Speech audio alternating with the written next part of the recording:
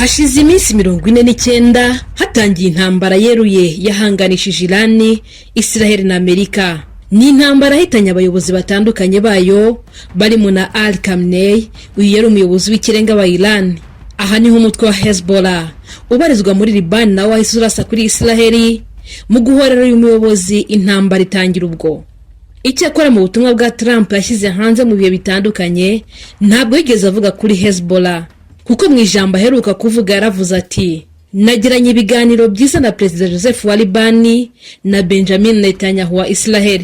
Abayobozi bombi bemeranije agahenge k'iminsi 10 kugira ngo bagere ku mahoro hagati y'ibihugu byombi. Tariki ya 14 Mata ibihugu byombi byahuriye Washington DC.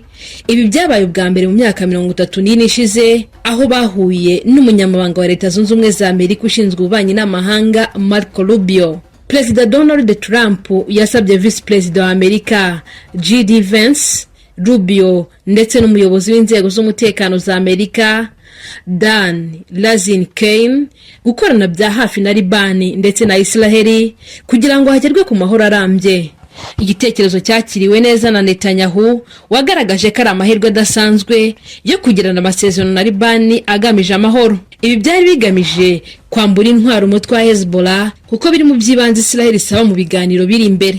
Icyakora agaragaza ko ingabo za Israel zizaguma mu majyepfo ya Liban nko mu birometero 10 gusa, ni mu gukumira ibitero byagabwa n'abashaka kutubahiriza agahenge k'iminsi 10 bahanye. Ku rundi ruhande ariko Hezbollah nayo yavuze ko agahenge gakwiriye kurangwa no guhagarika ibitero bya Israel mu bice bitandukanye bya Liban ndetse na Iran.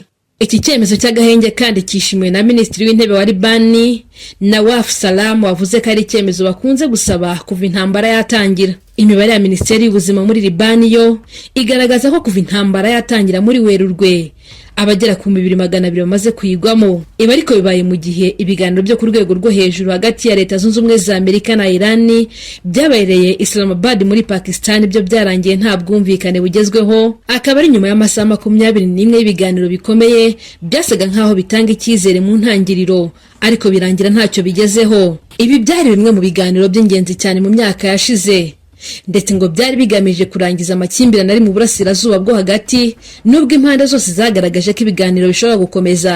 Kudahuza bigaragara ko mu buryo bukomeye hagati y'ibihugu byombi aya masezerano ashobora kutagerwaho. Bimwe mu bintu bitanu bikomeye bitavugwaho rumwe kandi bishobora kuba byaratumye ibiganiro bihagarara harimo kuba Iran yaragerageje kwagura ibiganiro igashyiramo ibibazo by'amakimbirane yo mu karere, harimo Libani n'imitwe y'intagondwa mu burasirazuba bwo hagati nka Hezbollah, umutwe w'abahuti uba muri Yemen ndetse na Hamas iba muri Gaza n'indi wa muri Iraq. Yanavuze ko hakenewe indishyi ku byangijwe n'amakimbirane amaze igihe kinini.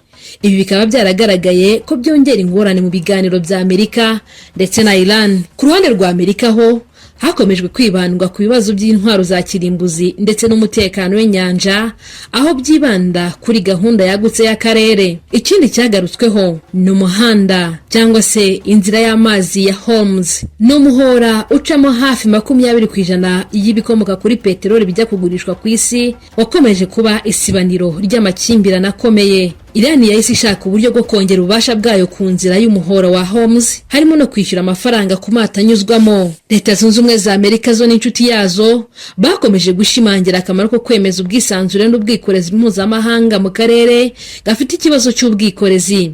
Byari igice kinini cy'itsanganyamatsiko.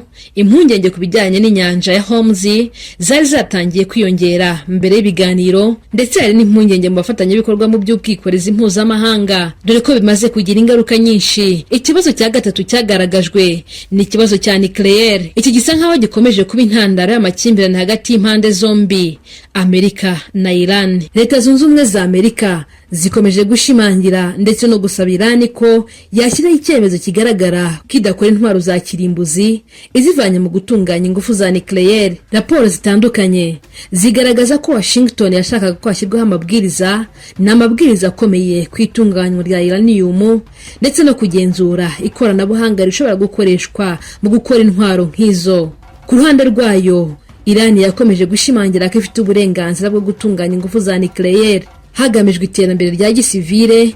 Ibi byavuzwe ubwo hashyirwagaho umukono ku masezerano yo kudakwirakwiza intwaro.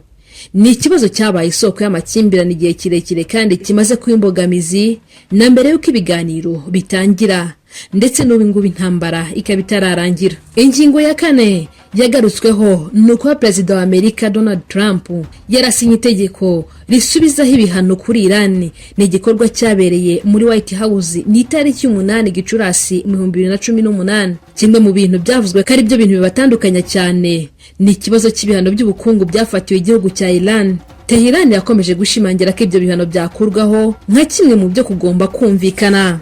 Hari kandi ubusabe bwo gusubizwa imitungo ya Iran yari ifungiye mu mahanga, harimo n'amafaranga yari ifite mu bihugu bitandukanye. Ariko raporo za Leta Zunze Ubumwe za Amerika nizemera ko bijya mu masezerano, ibigaragaza ko hari icyo hagati y'impande zombi ku bijyanye n'aya mafaranga ndetse n'iyi mitungo.